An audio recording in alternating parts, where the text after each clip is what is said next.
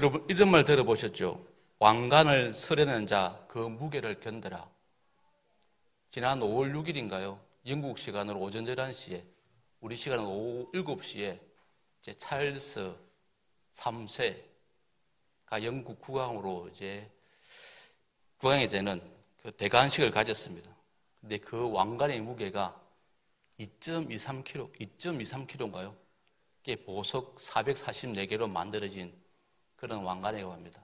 이게 이제 70년 만에 자기 어머니가 53년도에 대관식을 하고 무려 70년 만에 이제 대관식을 했는데요.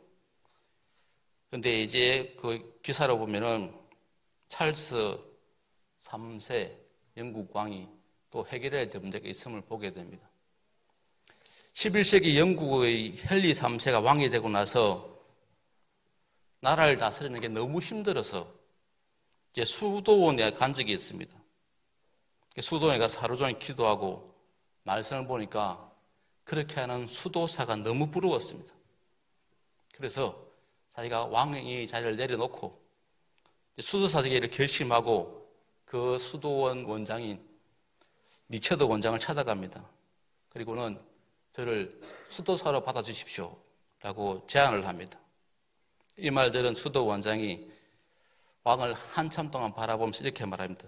글쎄요, 수도사가 되려면 중요한 규칙이 있는데 그것을 지킬 수 있을까요? 라고 반문합니다. 그러니까 이제 이 헨리 3세가 그게 무엇입니까? 하니까 이 원장이 수도원의 생명은 순종입니다. 왕의 자리에 있던 분이 철저히 순종할 수 있겠습니까? 라고 말하니까 이 헨리 3세가 예수 그리스도 이름을 걸고 그렇게 하겠다고, 철저히 순종하겠다고 걔 약속합니다. 그래요? 그러면 자격이 있습니다. 라면서 이 니체더 수도원장이 내린 명령이 이것입니다. 그러면 당장 왕궁으로 돌아가십시오. 그리고 하나님이 맡기신 백성들을 제대로 섬기십시오. 라고 했다고 합니다. 우리 각자에게는 다 사명이 있습니다. 그리고 주어진 사명에 마땅한 도리는 충성입니다. 오늘 본문도 보면은 솔로몬이 다윗을 지휘해서 왕이 되는데 그 왕이 되는 그 막중한 임무를 도저히 감당할 수 없어서 하나님께 도움을 구하는 그런 기도의 내용입니다. 여러분, 미다스의 손이라는 말 들어보셨죠? 마이다스, 우리가 알고 있는 그냥 미다스, 이 손이라는 게 있습니다. 그러니까 한 분야에서 뛰어난 재능, 능력, 거기다 운을 가지고 하는 일마다 성공을 시키는 사람들, 하는 일마다 대박을 터리는 사람들에게 이제 칭할 때 그 사람들의 그 성공을, 그 사람 일을 미다스의 손이라고 이렇게 이야기합니다. 그러니까 아주 뛰어난 감을 가지고 자기 분야에서 일가를 이루는 사람들을 일컬을 때 이 미다스의 손이라고 이야기합니다. 이 미다스는 그리스 신화에 나오는 왕의 이름입니다. 지역, 그러니까 프리지아라는 지역의 왕 중에 이 미다스라는 사람이 있었는데 이 미다스는 풍요의 신 디오니소스에게 인정을 받아서 이제 디오니소스가 그렇다면 내가 너를 인정하니까 내 소원이 무엇이냐? 내 기도 제목 하나를 말해봐라. 그렇게 이제 요구를 받습니다. 그러니까 그가 한 말이 이겁니다. 자기가 만지는 것마다 다 금이 되게 해주십시오. 처음에 이제 이 디오니소스가 그 말을 듣고 선뜻 들어주지 않습니다. 정말 그게 내 소원이냐? 정말 괜찮겠느냐? 한 번 더 생각해 봐라. 라고 이 미다스에게 기회를 주는데 그래도 미다스는 끝까지 자기 소원을 말하고 그래서 결국 디오니소스가 그 말을 들어줍니다.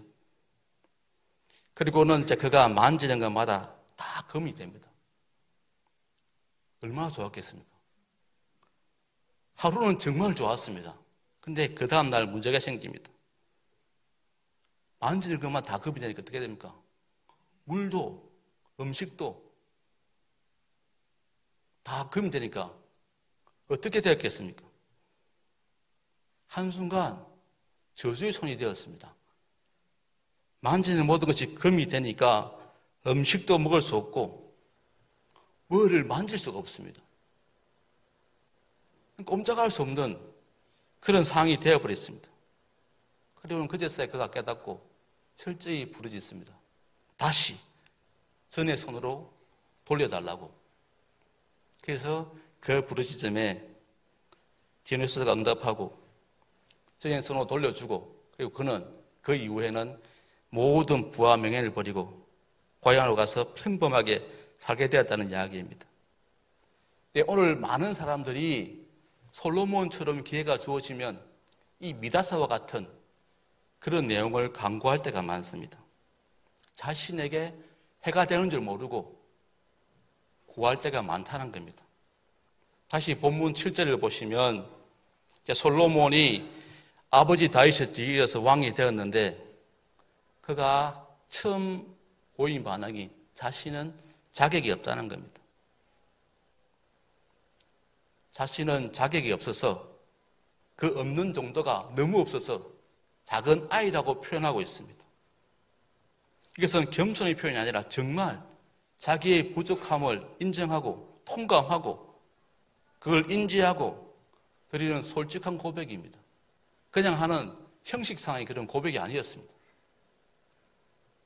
자기가 말한 것처럼 자기는 아버지처럼 다윗처럼 공의와 정직한 마음으로 재판할 능력이 없다는 겁니다. 그렇게 하고 싶지만 자기에게 그런 능력이 없음을 알고 지금 하나님께 솔직하게 말하고 있습니다.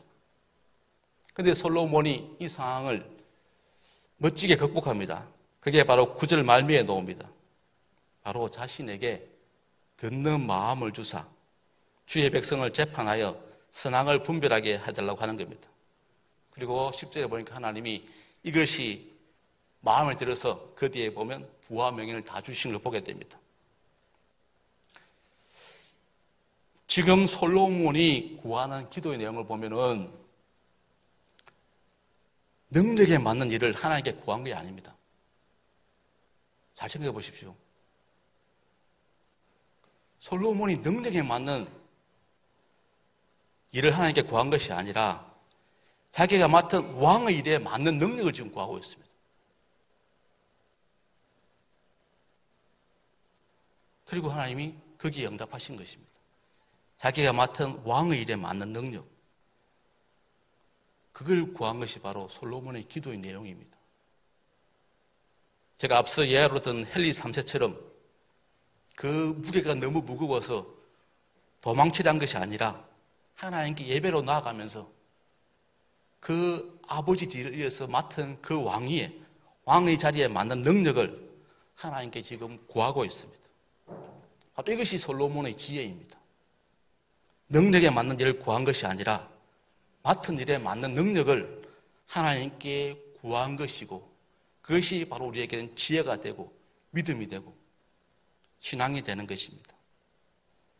내 형편과 상황에 맞춰서 내 자신이 기준이 되는 것을 믿음이라 할 때가 많은데 솔로몬은 지금 객관적으로 아버지 다윗의 어떤 형편과 상황에 못 미칩니다. 그러니까 자기가 객관적으로 볼 때 자기가 없으니까 아이라 말하죠. 그렇게 표현한 것입니다. 그래서 거부한 것이 아니라 그래서 도망친 것이 아니라 하나님께 솔직하게 자기가 왕의 자리에 맞는 능력을 달라고 그 일을 감당할 수 있게 해달라고 하나님께 기도한 것이 바로 솔로몬의 기도의 내용입니다. 이 말은 능력이 안 되는데 욕심나는 일이 있으면 무조건 하나님께 구하라는 게 아닙니다. 솔로몬처럼 정말 하나님이 주신 일이면 그 일에 맞게 하나님이 능력 달라고 기도해야 되겠습니다. 내가 해야 할 일에 맞는 능력을 달라고 기도하는 게 바로 지혜로운 사람의 기도입니다. 우리가 다 맡은 일이 있습니다. 그런데 그 맡은 일이 다 만만치 않습니다. 녹록치 않습니다. 그러기에 우리는 솔로몬처럼 기도해야 되겠습니다. 하나님 주신 이 사명, 이 일에 맞는 능력을 내가 이를 능히 감당할 수 있게 저에게 능력을 주십시오. 힘을 주십시오. 그렇게 기도하시기 바랍니다.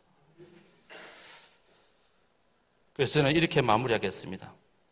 우리의 능력에 맞는 일을 달라고 기도하지 마시고 우리가 해야 할 일에 맞는 능력을 달라고 구하시기 바랍니다. 내 직분에 맞는, 내가 맡고 있는 그 일에 맞는 그 일을 감당할 수 있는 능력을 달라고 기도해서 우리가 그 일을 멋지게 감당할 수 있는 이 모두가 되었으면 좋겠습니다.